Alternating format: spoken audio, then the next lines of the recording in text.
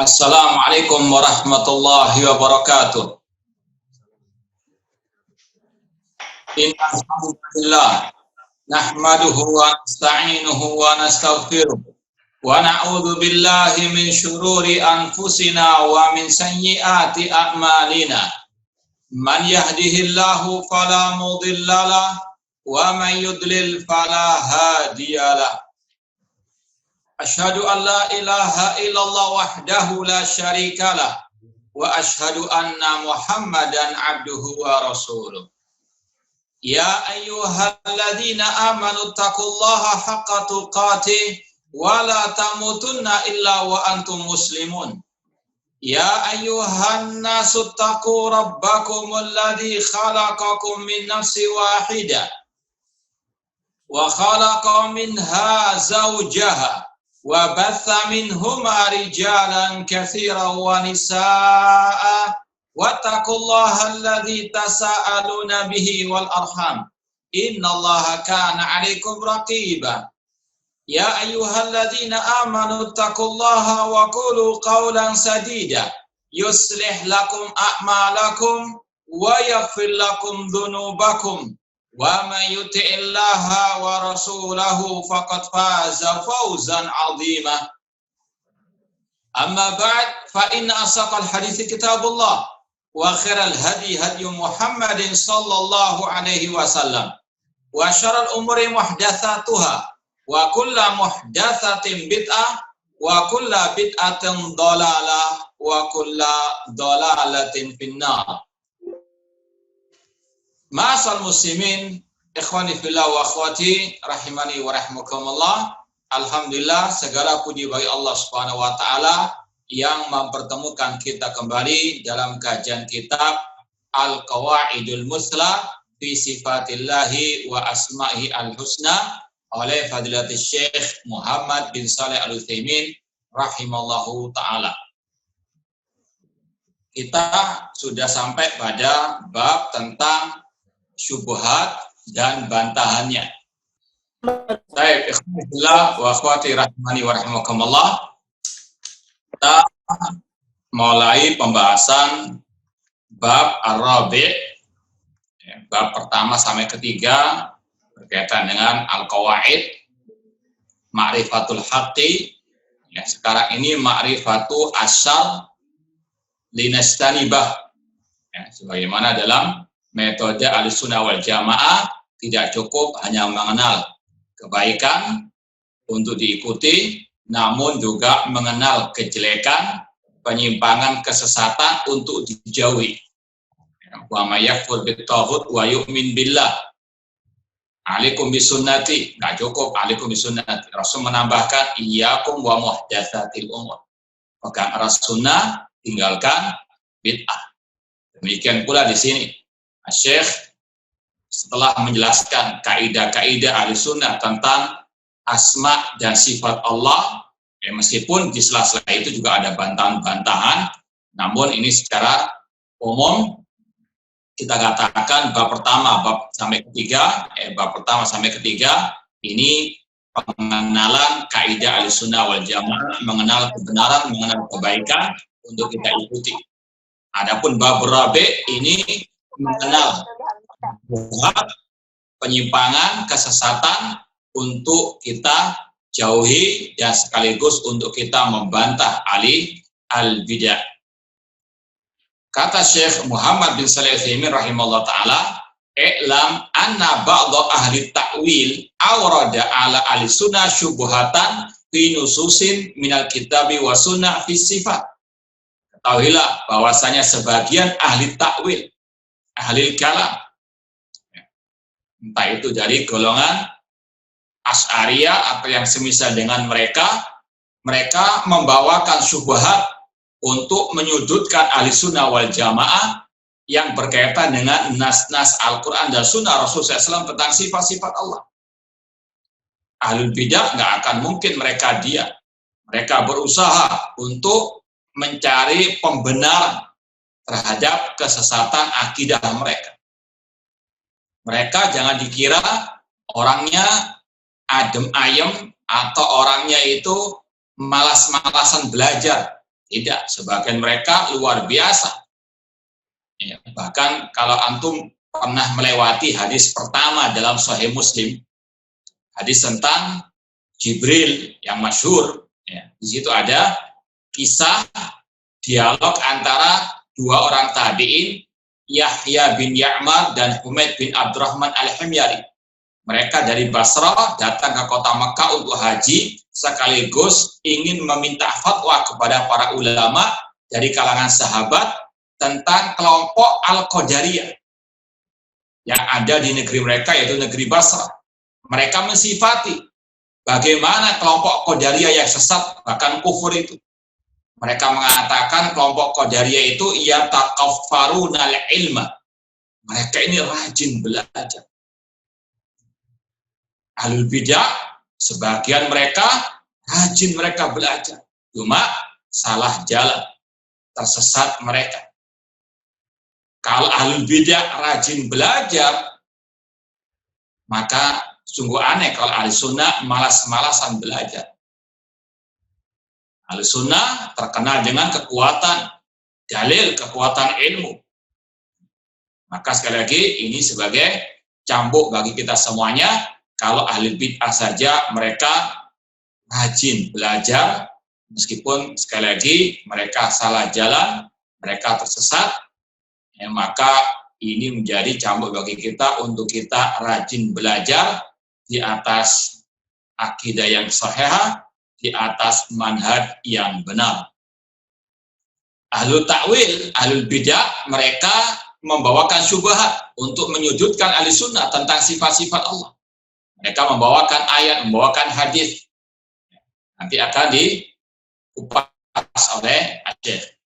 Idda'a anna ahla sunnah sarafuha an dhahiriha. Mereka mengklaim, mereka menuduh bahwasanya ahli sunnah juga mentakwil. Kata ahlu takwil, kalian wahai salafiyin, wahai kalau istilahnya mereka wahabi, kalian wahabi menuduh kami mentakwil, kalian juga mentakwil. Mereka apa? Istilahnya maling teriak maling. Mereka menuduh ahli sunnah juga memalingkan nas-nas ayat atau hadis sifat dari dohirnya.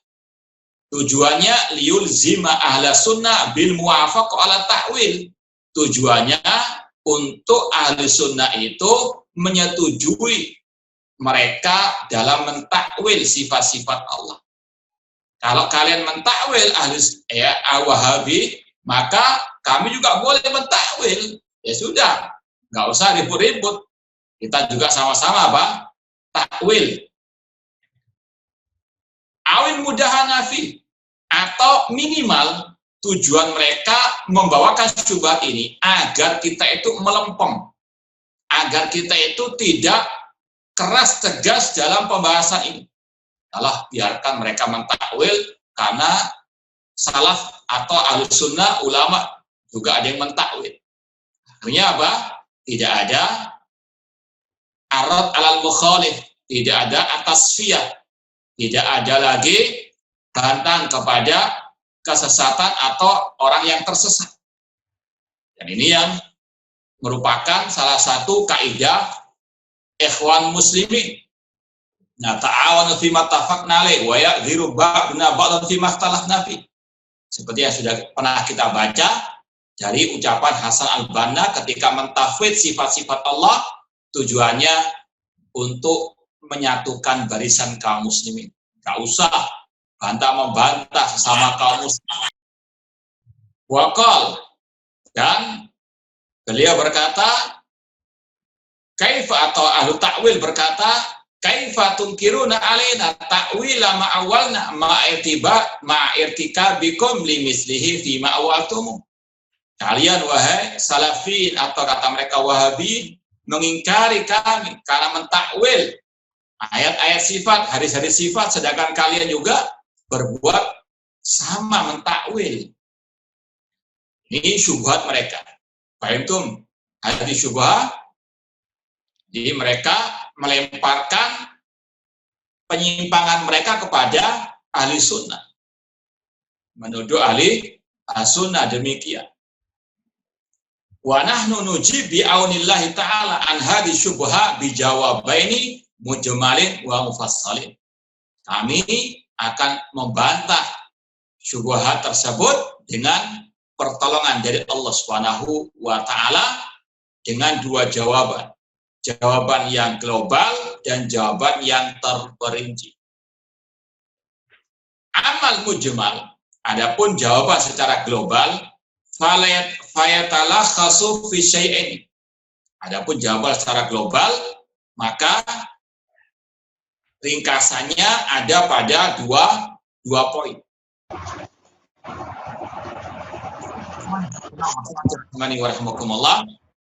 Kita bisa mempelajari, mengambil pelajaran dari bantahan Syekh Muhammad bin Shalih di sini untuk kita membantah al-bidah. Ini salah satu metode kita membantah al-bidah itu demikian. Ada cara membantah secara global, ada yang secara terperinci.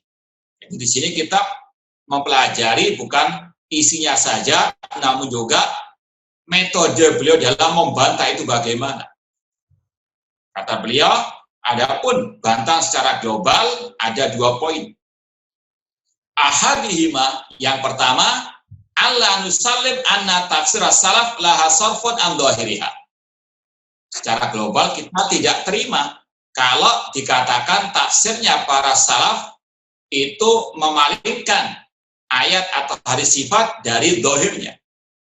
Kita nggak mau menerima begitu saja. Fa'inna dhahirul kalam ma yatabadaru minhu minal ma'na.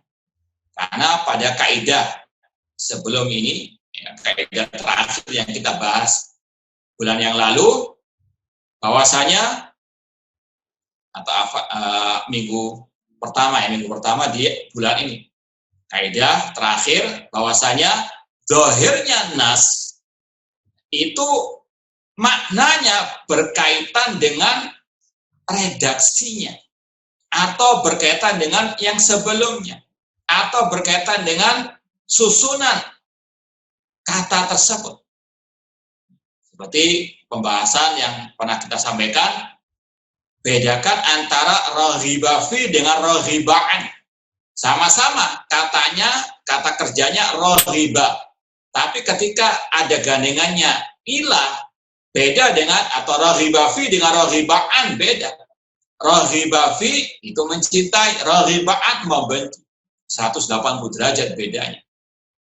Asal katanya sama, raghiba dan raghiba.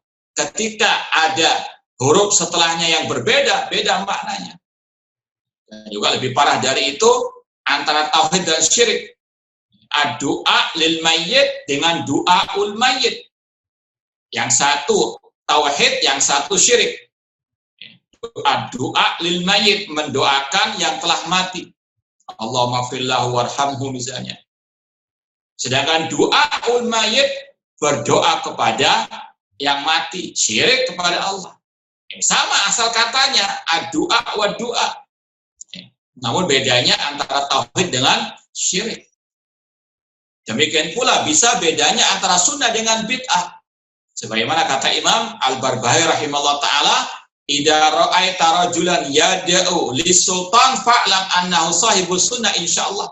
Jika engkau melihat seseorang mendoakan pemimpinnya dengan kebaikan. Idza ra'aita rajulan yad'u li. Namun sebaliknya, kalau engkau melihat orang itu mendoakan pemimpinnya dengan kejelekan, yad'u ala. Bedanya antara apa? Li dan ala. Yang satu al-sunnah, yang satu al-bid'ah, kata Imam Al-Barbahari. Jadi ini istilahnya bahasa Arab demikian seluk-beluknya. Kata beliau, sesungguhnya zahirnya ucapan itu yang secara terpintas, secara gamblang yang dipahami oleh akal manusia.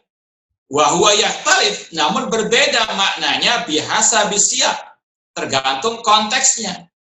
Seperti yang kita contohkan juga bahasa Arab al-ajalatu. Ana mengatakan iyyakum wal ajalata fit thariq. Artinya apa al-ajalah di situ? Tergesa-gesa. Jangan tergesa-gesa di jalan. Iyaka wal ajalata fit thariq. Namun ketika anak mengatakan ra'aitu ajalata sayyaratika, aku melihat apa?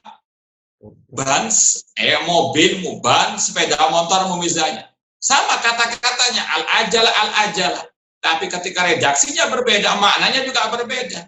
Al-ajalah yang pertama maknanya tergesa-gesa, yang kedua maknanya ban mobil. Jadi demikian istilahnya uslub bahasa Arab. Wa ma yudhaf ilaihil kalam. Kata-kata bahasa Arab itu tergantung juga yudhaf ilaihil kalam. Apa yang disandarkan kepadanya. Contoh, kuwatul fil dengan kuwatu an-namlah. Al-quwah, kekuatan. Kata-katanya sama, kekuatan. Namun ketika kekuatan itu disandarkan kepada gajah, beda dengan kuwatu an-namlah, kekuatan semut. Asal katanya sama, al-quwah, al-quwah. Tapi ketika ada gandengannya, yang satu al-fil, gajah, yang satu an-namlah, maknanya berbeda. Ini antara makhluk, apalagi antara khaliq dengan makhluk. Beda, yadullah dengan yadu al-insan. Tangan Allah dengan tangan manusia tentunya berbeda. Fa'inal kalimat yakhtalif makna bihasabi tarkibil kalam. Kalimat atau kata dalam bahasa Arab ini maknanya berbeda tergantung susunan kalimat tersebut. Wal kalam murakkabun min kalimatin wa jumal yadhhar maknaha wa yata'ayyan bi dhammi ba'dihha ila ba'din. Ucapan yang tersusun dari kata-kata itu akan nampak maknanya sesuai dengan redaksinya. Ini pembahasan kaidah terakhir yang kita pelajari pada pertemuan yang lalu, mungkin bisa di murajaah. Jadi jawaban pertama dari jawaban yang global ini, secara umum kita katakan salafus saleh tidak pernah mentakwil ayat-ayat sifat, hadis-hadis sifat. Cuma kalian saja wahai ahlul kalam yang gagal paham, yang tidak paham ucapan mereka yang fasih bahasa Arab. Sanihima. Jawaban yang kedua, yang global, annana law sallamna anna tafsirahum sarfun an dhairiha fa inna lahum fi dzalika dalilan minal kitabi was sunnah. Yang kedua, seandainya kita terima tuduhan kalian salafus saleh mentakwil, memalingkan dohirnya nas kepada makna yang lain. Saat ini kalau bisa dikatakan kalau ngalah lah, tanazulan.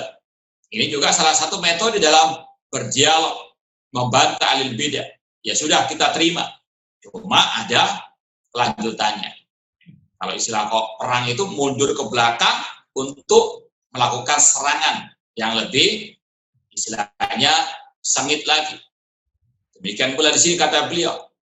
Secara global, seandainya kita terima salafus saleh itu memalingkan dohirnya nas kepada makna yang lain, tapi kita katakan pasti mereka punya dalil untuk memalingkan dari yang dohir kepada selainnya. Jadi kaidah pertama, secara umum salafus saleh itu memahami nas ayat dan hadis sesuai dengan dohirnya.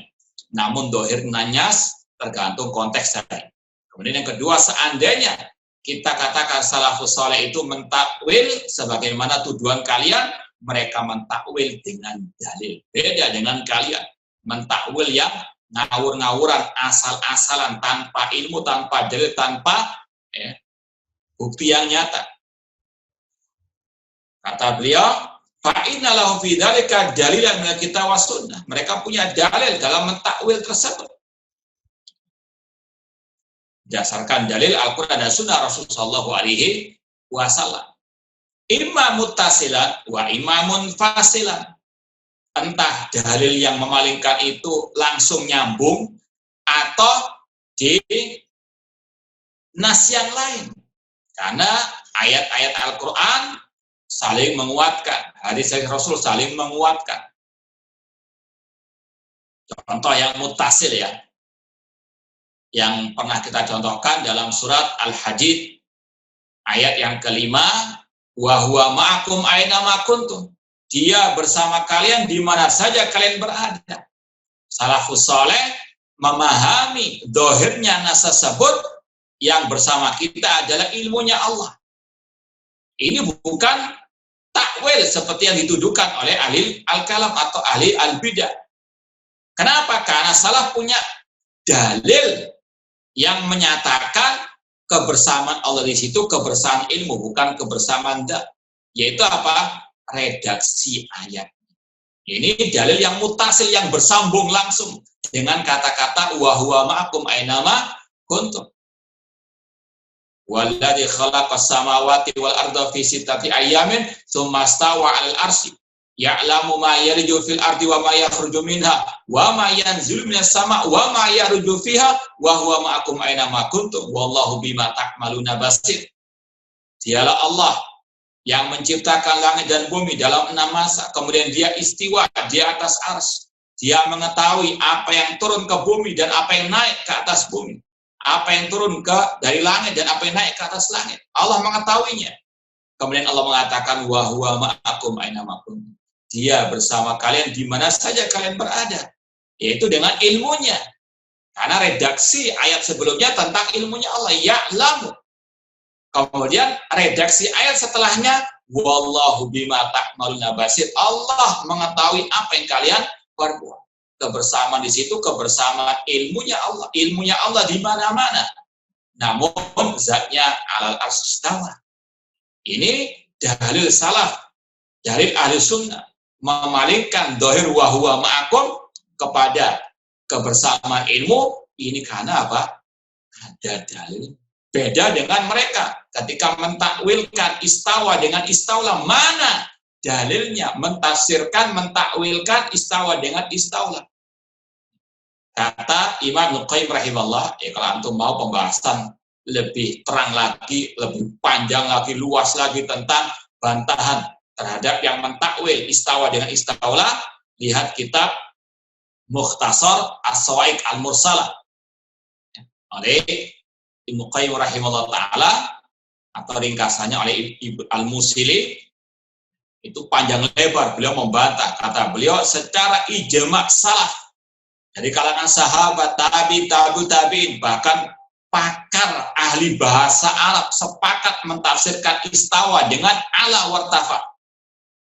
Dan kata beliau, yang mentafsirkan istawa dengan istaula adalah kelompok Al-Jahmiyah. Ini sekali lagi,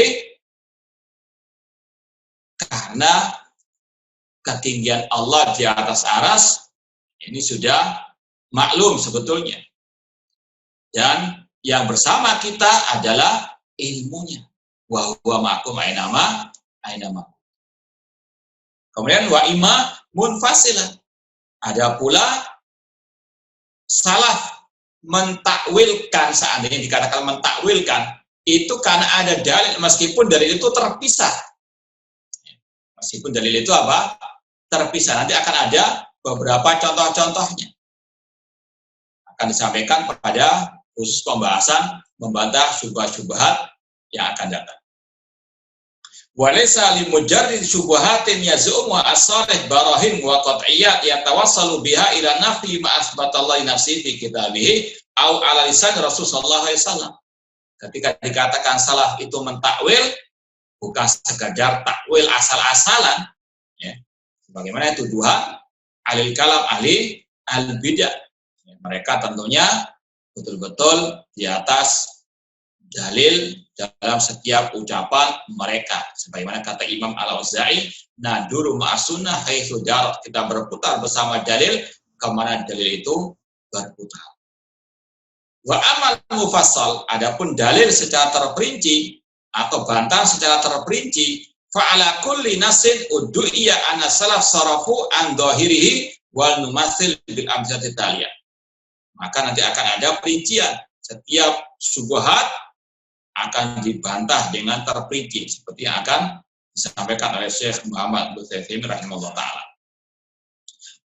Fa nabda bima hakau Abu Hamid Al-Ghazali an ba'dil Hanbaliyah. annahu qala. Kata Syekh, kita mulai dengan membantah syubhat yang dibawakan oleh Imam Al-Ghazali. Hamid Al-Ghazali menukil dari sebagian ulama mazhab Imam Ahmad annahu qala, bahwasanya tadi yang dinisbatkan kepada mazhab Imam Ahmad mengatakan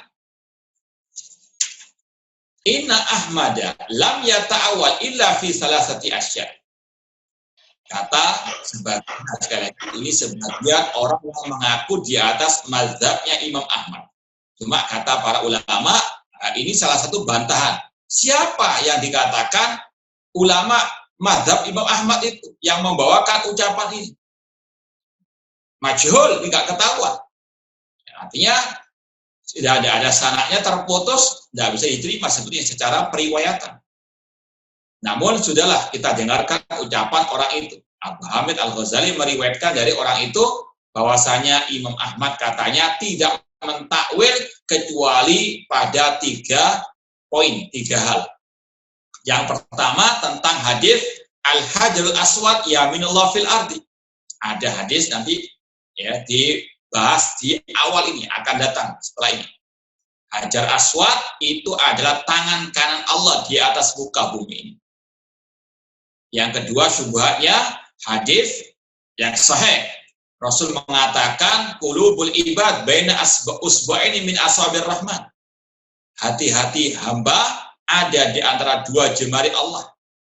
Yang ketiga, wa inni ajidu nafasar rahman min qibalil yaman. Sesungguhnya aku, kata Rasul, mendapati nafas Allah Ar-Rahman dari arah Yaman. Ini 3 hadis yang dituduhkan oleh ahli bidah bahwasanya ahli sunnah itu mentakwilkannya. Naqalahu anhu Syekhul Islam Ibnu Taimiyah rahimahullah min Majmu' Fatawa wa qala. Syekhul Islam Ibnu Taimiyah rahimahullah membantah ucapan tadi yang mengatakan Imam Ahmad mentakwil 3 hal tadi. Kata Syekhul Islam Ibnu Taimiyah rahimahullah, hadhil hikayah kadhibun an Ahmada. Riwayat tadi, cerita tadi itu adalah dusta yang disandarkan, dinisbatkan kepada Imam Ahmad. Coba buktikan di kitab mana Imam Ahmad mentakwil. Gak mungkin ada. Ini sekali lagi menunjukkan bahwasanya ahlul kalam, ahlul bidah, mereka kadzabun, mereka berdusta atau mereka pendusta. Saya fahim tuh asyubha boleh jawab ala wajil ijmal. Nah, fahim tuh? Nah, insyaallah. Baik. Al-misal al-awwal ini masuk kepada perincian syubhat dan bantahan setiap syubhat. Seperti yang disampaikan tadi, ahlul takwil menuduh as-salafiyin ahli sunnah mentakwil ya, atau mengatakan salaf ahli sunnah atau imam-imam ahli sunnah mentakwil. Contohnya kata mereka ada hadis tadi, sekali lagi ini adalah tuduhan dusta kepada Imam Ahmad. Ya, hadis hikayah kadhibun an ala Ahmad, kadhibun ala Ahmad. Cuma kalaupun ada yang mengatakan demikian, kita bantah dari beberapa sisi nantinya. Yang pertama, mereka mengatakan kalian mentakwil Hajar Aswad yaminullah fil ardi. Kalian nggak menetapkan kata-kata yaminullah di situ. Hajar Aswad tangan kanan Allah di atas muka bumi ini. Maka bantahannya yang pertama dari segi riwayatnya, sanadnya, yang kedua dari segi matangnya. Kata Syekh, wal jawab anhu annahu haditsun batil. Ini adalah hadis yang batil, la yasbut anin Nabi sallallahu alaihi wasallam. Kalau di footnote di sini disampaikan di antaranya yang mendhaifkan yaitu Syekh Muhammad Nasiruddin Al-Albani rahimahullah dalam kitab beliau Silsilah Ahadits Ad-Dhaifah jilid yang pertama nomor 257. Tentunya dengan pembahasan ilmiah, dilemahkan, didhaifkan dengan bukti-bukti yang ilmiah. Ini bukan asal-asalan. Ini dari segi sanadnya.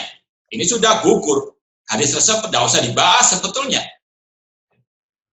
Sekali lagi, hadisnya sudah dhaif. Tidak perlu dibahas matannya. Sebagaimana kata Syekh Al-Albani juga, ada kaidah beliau, asbitil asya sumangkus. Asbitil asya sumangkus. Kokohkanlah dulu singgasana, rumahmu, istanamu, baru dihiasi. Artinya di situ bahas dulu masalah sanadnya, periwayatannya, sahih atau dhaif. Sebagaimana rumah. Rumah itu dikokohkan dulu pondasinya atau dihiasi dulu. Diberikan bunga-bunga apa gitu. Sebelum pondasinya selesai? Ya tidak. Sama dengan pembahasan hadis seperti ini. Nggak usah dibahas isinya dulu, matangnya. Bahas dulu sanadnya. Kalau sudah dhaif, sudah lemah, atau bahkan lebih dari itu, sudah nggak perlu lagi dibahas isinya. Namun sekali lagi, hadis ini memang dhaif kata para ulama, bahkan kata Syekh tadi, hadisun batil. Qala Ibnu Jauzi fil Ilal Al-Mutanahiyah. Kata Imam Ibnu Jauzi rahimahullah dalam kitab Al-Ilal Al-Mutanahiyah, hada hadisun la yasih. Ini hadis yang tidak sahih. Wa qala Ibnul Arabi mengatakan hadisun batilun qalil tafat ilaih. Yang mendhaifkan bukan ulama sekarang saja, bahkan ulama-ulama terdahulu. Wa qala Syekhul Islam Ibnu Taimiyah rahimahullah, ruwiya anin Nabi sallallahu alaihi wasallam bi isnadin la yasbut. Hadis ini diriwayatkan dari Nabi SAW, namun dengan sanad yang tidak sahih. Wa ala hada fala hajata lil khatfi makna. Maka kata Syekh, tidak perlu lagi dibahas isinya, nggak perlu lagi takwil-takwilkan. Ngapain takwil-takwilkan? Hadisnya sudah tidak sahih. Lakin qala Syekhul Islam Ibnu Taimiyah rahimahullah, Syekhul Islam Taimiyah rahimahullah menambahkan, wal masyhur yakni fi hadzal athar innama huwa an Ibnu Abbas radhiyallahu anhuma. Hadis ini secara marfu dhaif. Ya, marfu itu hadis yang dinisbatkan, disandarkan langsung kepada Rasul SAW. Yang masyhur hadisnya itu mauquf, hanya sampai kepada Abdullah bin Abbas radhiyallahu taala anhuma. Tapi juga dhaif. Istilahnya samirawat, yang marfu kepada Nabi dhaif, yang mauquf kepada Ibn Abbas juga dhaif. Abdul Abbas mengatakan al-hajarul aswad yaminullah fil ardi. Hajar aswad, tangan kanan Allah di muka bumi ini. Faman safahahu wa qabbalahu fa ka'annama safahallaha wa qabbala yamina. Barang siapa yang istilahnya menyentuhnya, menciumnya, maka seolah-olah dia menyentuh Allah, berjabatan dengan Allah dan mencium tangan kanan Allah. Ya. Namun kalau di footnote di sini dhaifun jiddan, hadisnya lemah sekali. Nanti dilihat dalam silsilah hadits dhaifah yang sudah kita sampaikan tadi. Jadi yang marfu kepada Nabi, yang mauquf kepada Abdul Abbas, dua-duanya dhaif. Ya. Dari sini saja sudah selesai sebetulnya. Ya, namun kalau mau ditambahkan bantahannya, kalau kita mau kupas isinya juga, dalam rangka membantah mereka agar lebih mantul lagi istilahnya, kata beliau, wa man tadabbara lafdha al-manqul. Kalau kita perhatikan lagi redaksi hadis yang mauquf kepada Ibn Abbas tadi, maka jelas tidak ada iskal, tidak ada problem di situ. Yaitu apa? Ucapan yaminullah fil ardi, tangan kanan Allah di atas muka bumi ini. Ya. Artinya ini bukan sifat Allah. Walam yutlaq atau walam yutrik fayaqul yaminullah. Tidak dikatakan tangan Allah secara mutlak, tapi ada kata-kata tambahannya tangan Allah di muka bumi. Ini kalau secara bahasa ya, secara bahasa kita bisa membedakan antara redaksi ya. Ana melihat, ya misalnya sini, Ana mengangkat tangan kanan Ana. Antum mengatakan, Ana melihat tangan kanan Abdurrahman Thayyib di kamera. Beda dengan Ana mengatakan, ya, Ana punya tangan kanan di Al-Kautsar. Maksudnya yang suka membantu Ana. Jadi kata-kata tangan kanan, ya, secara mutlak tanpa tambahan-tambahan, itu tangan kanan ini. Tapi kalau dikatakan tangan kanan Abdurrahman Thayyib di Al-Kautsar, itu ada yang ya, membantu Ana, ada yang menolong Ana. Ya. Jadi kata-kata yaminullah fil ardi ini tidak mutlak, ada kata-kata di atas muka bumi, tangan kanan Allah di atas muka bumi ini. Beda dengan mengatakan yaminullah. Seperti dalam hadis kilta yaday yamin, kedua tangan Allah itu kanan. Ini jelas sifat Allah. Ahlussunnah nggak mentakwil sama sekali. Dibedakan lafaz yang mutlak dengan yang ada ikatannya atau muqayyad. Walam yutlik fayaqul yaminallah wa hukmul lafzil muqayyad yukhalif hukmal mutlak. Hukum lafaz yang mutlak beda dengan yang muqayyad. Seperti tadi ya, antum bisa bedakan ucapan Ana. Ini tangan kanan Ana. Ya, ini betul-betul tangan. Dengan Ana mengatakan misalnya Cindy itu tangan kanan Ana di Al-Kautsar misalnya. Ya tentunya tuh bisa bedakan. Yang muqayyad itu bukan tangan yang asli, namun kalau Ana mengatakan mutlak ini tangan kanan Ana, ini yang betul-betul berkaitan dengan tangan tersebut. Jadi secara bahasa demikian. Summa qala, kemudian ditambahkan lagi bantahannya. Faman safahahu wa qabbalahu fa ka'annama safahallah wa qabbala yaminah. Barang siapa yang menyentuh Hajar Aswad, menciumnya, seolah-olah dia berjabatan dengan Allah, mencium tangan kanan Allah. Hada sari' fi annal musafi lam yusafih yamin Allah aslan. Redaksinya ini jelas-jelas menyatakan yang menyentuhnya itu seolah-olah, bukan betulan. Pakaan nama seolah-olah, seperti dalam hadis Jibril tentang al-ihsan anta'budallah ka'annaka tara. Al-ihsan adalah engkau beribadah kepada Allah seolah-olah engkau melihat Allah. Tapi nggak mungkin melihat Allah, seolah-olah saja. Ini juga sama, seolah-olah berjabatan dengan Allah, mencium tangan kanan Allah. Artinya apa? Ini bukan alal haqiqah. Seandainya pun, ini sekali lagi seandainya ini sahih hadisnya, kemudian salah mentakwil, itu takwil yang benar. Karena apa? Redaksinya ini bukan sifat Allah yang sesungguhnya. Seolah-olah saja. Walakin subbiha biman yusafihillah. Namun tadi dikatakan seolah-olah berjabatan dengan Allah. Fa'awwalul hadis wa akhiruhu yubayyin annal hajar laisa min sifatillah.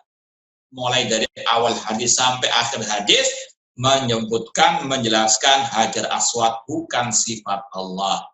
Kama huwa ma'lumun inda kulli akhirin, sebagaimana yang sudah dimaklumi oleh setiap orang yang berakal sehat. Adapun yang nggak sehat, beda lagi. Paham syubhat yang pertama dan jawabannya? Itu malah. Baik, al-misal sani atau syubhat yang kedua, ahlu takwil, ahlu bidah menuduh ahlu sunnah, as-salafiyin atau kata mereka wahabiyin juga mentakwil. Ya, kata mereka kalian mentakwil hadis qulubul ibad baina usbu'aini min asabir rahman. Rasul mengatakan hati para hamba di antara dua jemari Allah. Secara dohirnya kata mereka, kata al-bidah, secara dohirnya ini menunjukkan Allah bersatu dengan hamba-hambanya. Secara dohirnya kata mereka demikian. Dohirnya hadis ini Allah bersatu dengan hambanya. Karena hatinya manusia ada di antara dua jemari Allah. Namanya di antara itu kata mereka, ya dempet, ya nempel. Berarti Allah bersatu dengan hamba-hambanya. Kata Ahlussunnah, Salafin tidak. Allah nggak bersatu dengan hamba-hambanya. Allah di atas aras. Wah, kata al-bidah berarti kalian mentakwil. Paham? Ya, paham tuh? Asyubhah. Ini syubhat mereka. Seperti tadi, kurang lebih dengan ayat yang kita bahas surat Al-Hadid ayat 5 tadi, wa huwa ma'akum aina ma kuntum. Kata mereka, dohirnya hadis ayat tadi, Allah di mana-mana. Karena konteks hadis teks ayatnya wa huwa ma'akum, dia bersama kalian. Mereka ingin mengilzamkan, mengharuskan Ahlussunnah mengatakan, oh boleh ditakwil.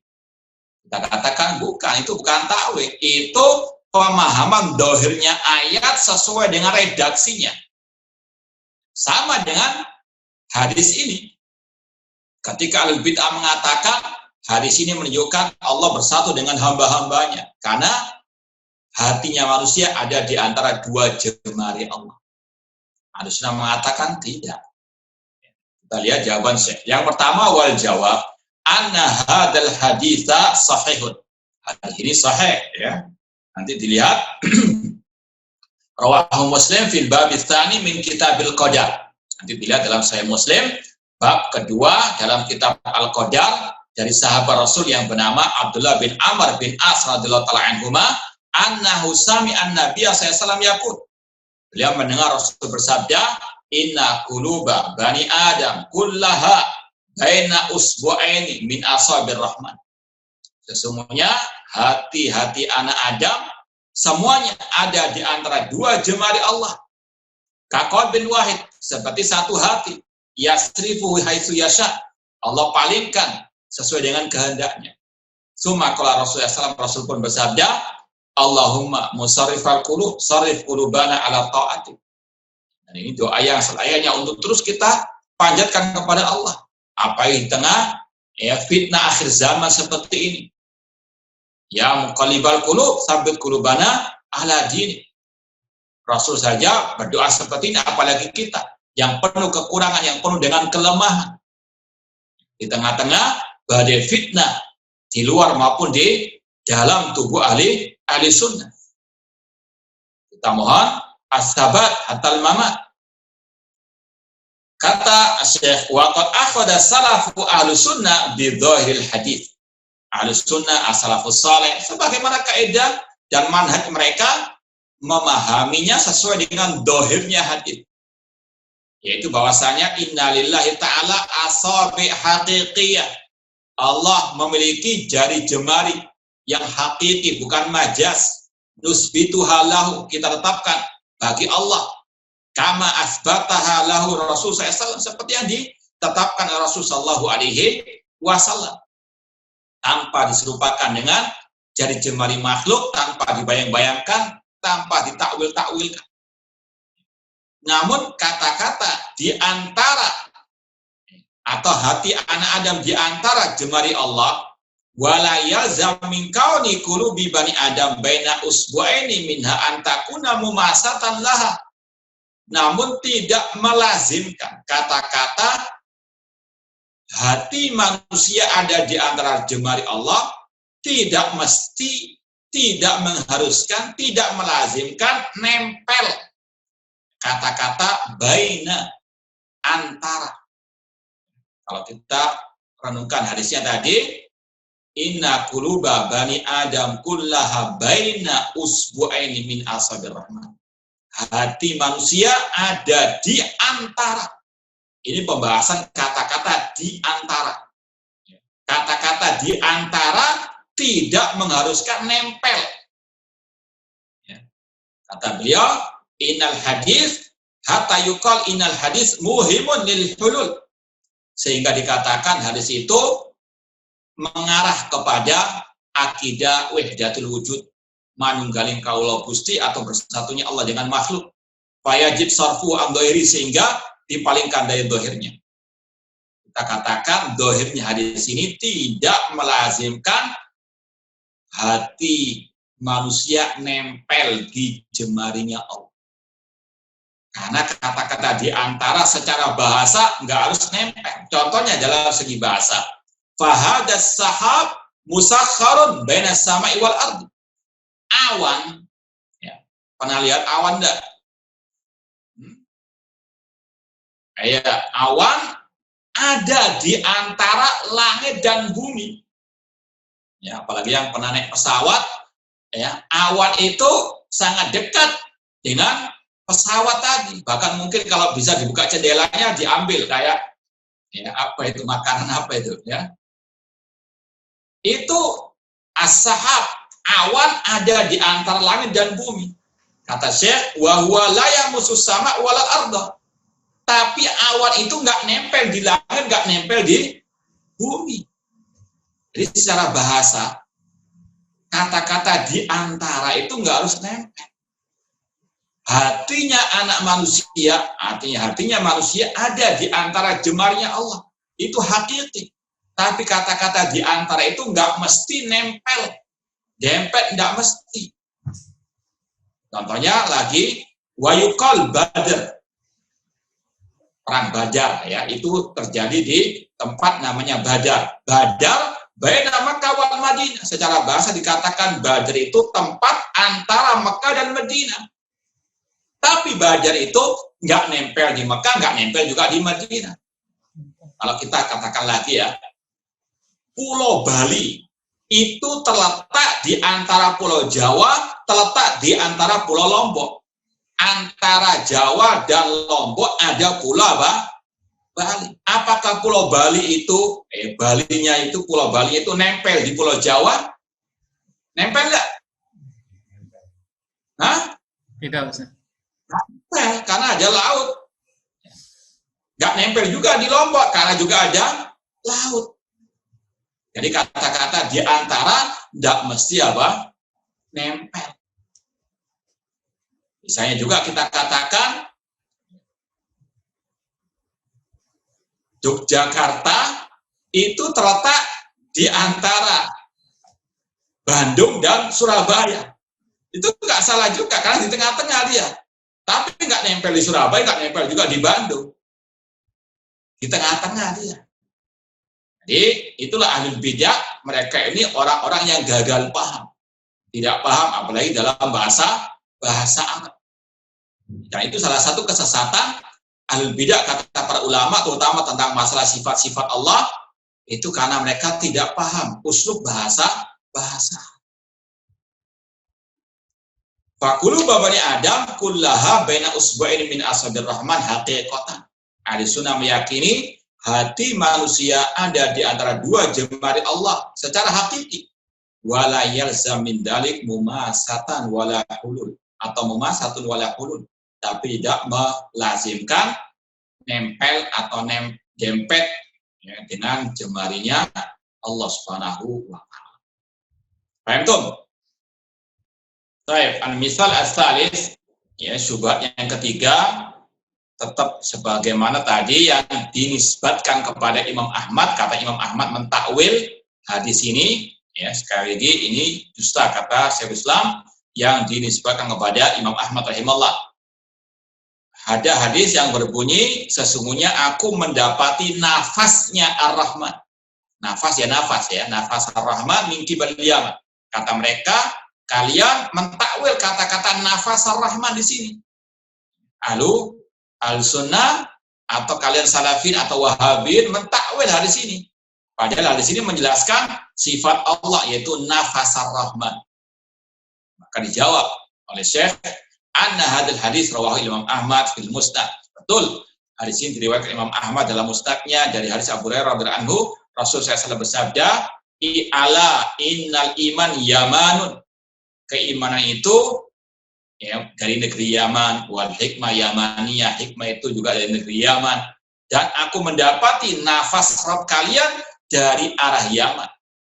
Hadisnya sahih. Qala fi majmu' zawaid rijalul sahih dari Syabib wa huwa thiqa qultu wa kadza qala fi taqrib an Syabib thiqah min ats-tsalitsah wa qara al-Bukhari wa nahawu fi tarikh kabir.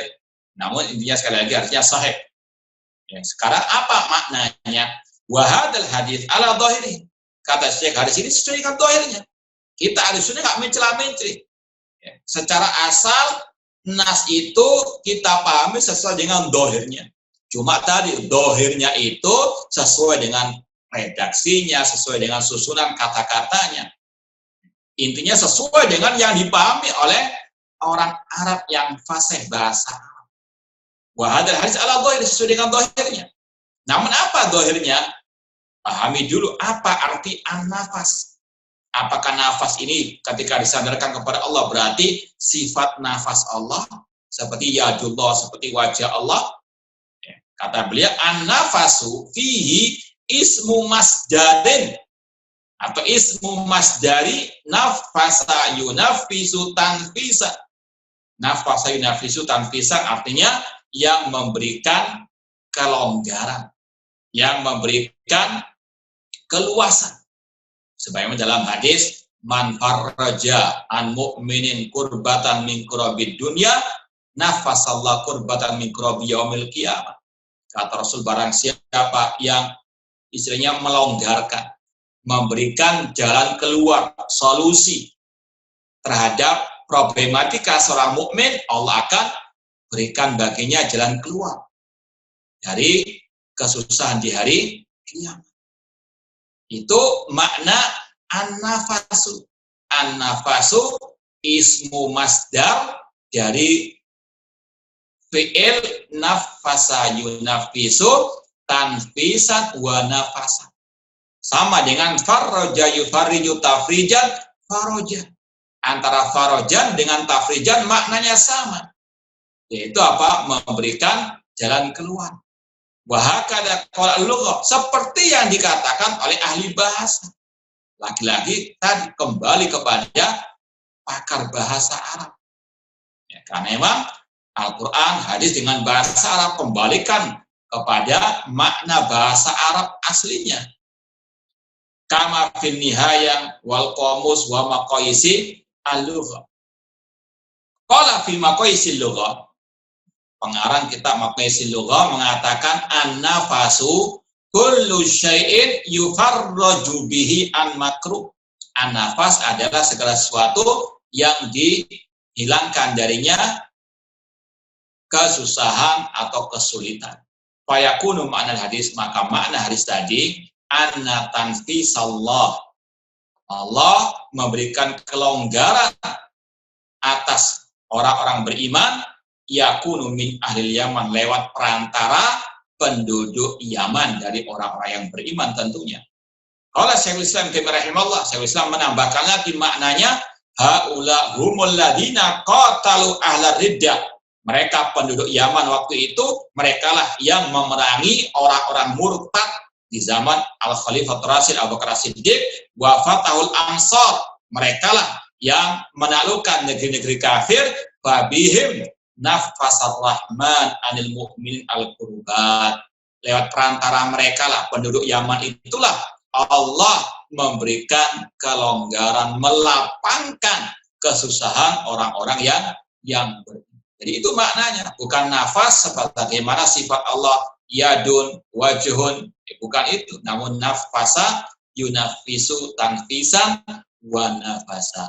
Intinya sekali lagi, itulah ahlul bidah yang gagal paham dalam memahami ayat-ayat hadis dari Rasulullah SAW, ya, terutama tentang sifat-sifat Allah Subhanahu wa Ta'ala. Sekarang anak mau ngetes antum. Ya. Ada dalam surat Az-Zariyat, ya, kalau antum yang mungkin sudah hafal Az-Zariyat atau nanti bisa dilihat surat Az-Zariyat, ada firman Allah, was-samaa banainaha bi'aidin wa inna lamusiun. Was-samaa banainaha bi'aidin. Langit itu kami bangun atau kami kokohkan bi'aidin. Bi'aidin. Ini intinya bi'aidin. Ulama tafsir yang mentafsirkan bi'aidin itu bikuwatin, dengan kekuatan. Kami, kata Allah, mengangkat atau membangun, mengokohkan langit itu dengan kekuatan. Kata al-bid'ah ini, ulama-ulama tafsir kalian mentakwil aidin artinya sebenarnya tangan, tapi diartikan kuat, kekuatan. Berarti kami boleh dong mentafsirkan yadullah dengan kudratullah. Ini tambahan saya, ini mirip dengan syubhat-syubhat tadi. Ini kata para ulama sama dengan tadi pembahasannya. Kata-kata bi'aidin di situ itu bukan seperti kata-kata yadullah.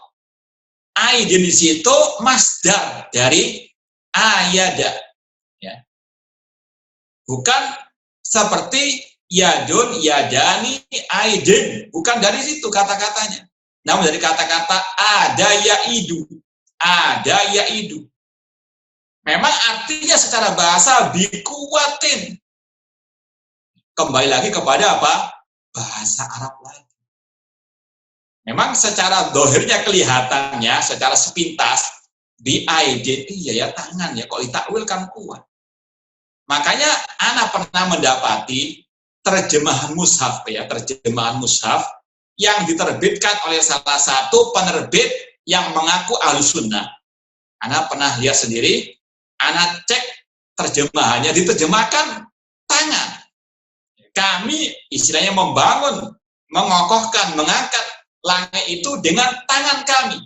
Padahal ini salah. Ini kebablas. Menetapkan tapi apa? Ya, kebablas. Betul Allah punya tangan, tapi di ayat itu aidin bukan dari kata-kata yadun, yadani, bukan. Tapi dari kata-kata ada yaidu aidin. Artinya kuatin. Kami mengokohkan atau mengangkat langit itu dengan kekuatan. Dikuatin. Paham itu? Mada karena? Paham enggak? Jadi wajib memang kita menetapkan Allah punya tangan. Cuma redaksi ayat itu bukan berkaitan dengan sifat yadullah. Maka ketika ulama tafsir mentafsirkan aidin dengan bikuwah, itu tafsir apa? Yang sahih, sesuai dengan bahasanya. Nah, al-misal ar-rabi, ya, syubhat yang keempat yang disampaikan oleh ahli bidah, ya, untuk menuduh ahli sunnah juga mentakwil, yaitu firman Allah, tsummastawa ilas sama. Mereka mengatakan ada dari ulama antum wahai Wahabi yang mentakwil istawa dengan tadi, ya, al-qasdu at-tam au qasada ila. Ini takwil. Maka dijawab oleh Syekh, wal jawab anna li ahli sunnah fi tafsiriha qaulain. Ahli sunnah ada dua penafsiran tentang firman Allah tsummastawa ilas sama. Beda dengan, meskipun kalau kita lihat juga dari ucapan Ibnu Qayyim rahimahullah dalam kitab beliau Mukhtasar Shaikhul Mursalah, as-salaf telah sepakat untuk mentafsirkan istawa ala, ya, dengan apa? Ala wartafa. Di sini sumastawa ila, ala dengan ila. Ya, sebagaimana kata Syekh, ada dua penafsiran kalau istawa ila. Yaitu yang pertama irtafa ila sama, yakni yang banyak dipakai oleh Ahlussunnah wal Jamaah. Tetap arti istawa ila ala wartafa, Allah tinggi di atas langit. Wa huwa ladrajahu Ibnu Jarir wala fi tafsiri ba'da an dzakara al-khilaf.